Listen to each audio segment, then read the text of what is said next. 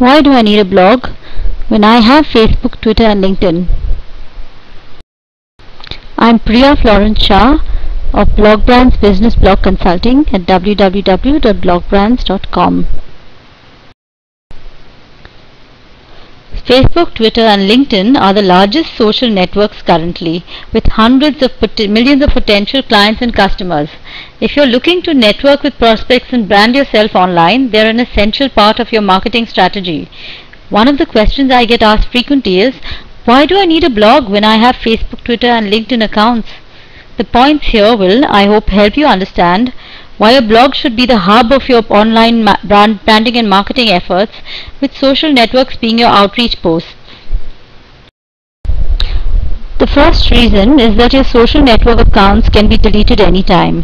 Even if you've built up thousands of Facebook fans and Twitter followers, your account can be deleted or suspended anytime for violating their ever-changing terms of service.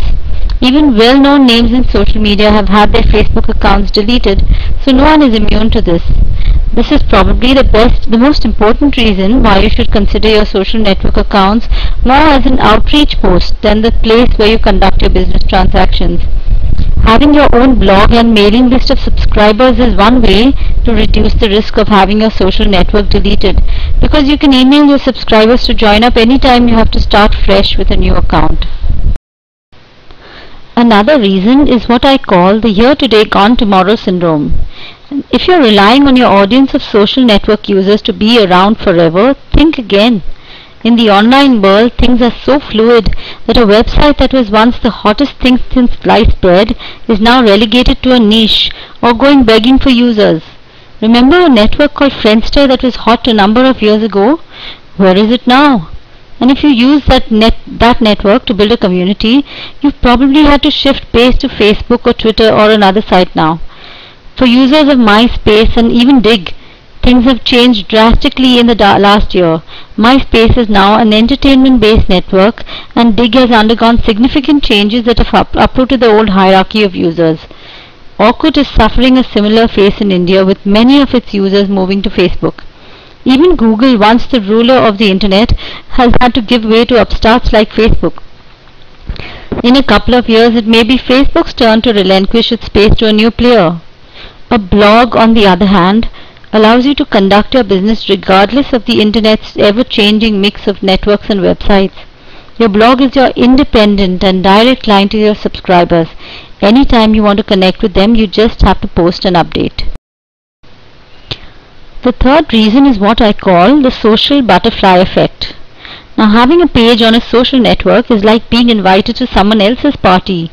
People drop in, flit around with friends, contributing to what I call the social butterfly effect, and then they leave. Your fans might add a like or a comment, but they're not there to meet you exclusively.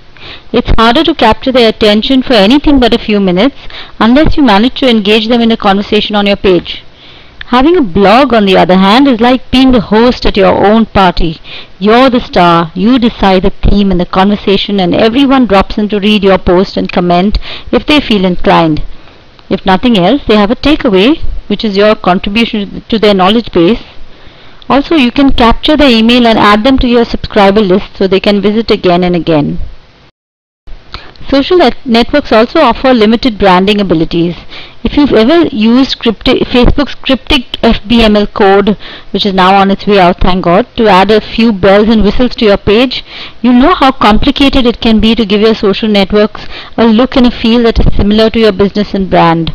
Now, while there are services to help you add custom code and background to your Facebook and Twitter account, it's still not easy going for the technically challenged like me. A blog, on the other hand, is so easy to customize to your personal preferences.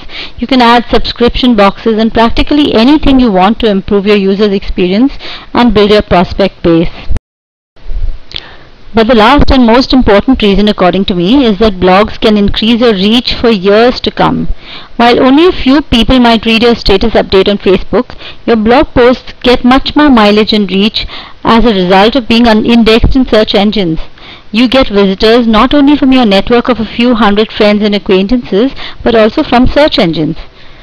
While few people are actually likely to link to your status update on Facebook or Twitter, many more are likely to link to an actual post on your blog. And while your social network post might get you your 15 seconds of fame in real-time search results, your blog post could get a top 10 ranking, giving you traffic and visitors for years to come, like the one you see here. These are just a few of the many reasons why your blog needs to be the hub of your marketing communications effort, with your social network accounts being the outreach points where you connect with potential customers. Now, if you want to learn more about blogging, just visit howtoblog.me and you'll get access to our How to Blog 101 email course. You can subscribe to it there and you'll get 20 lessons on how to create, publish and promote your own business blog.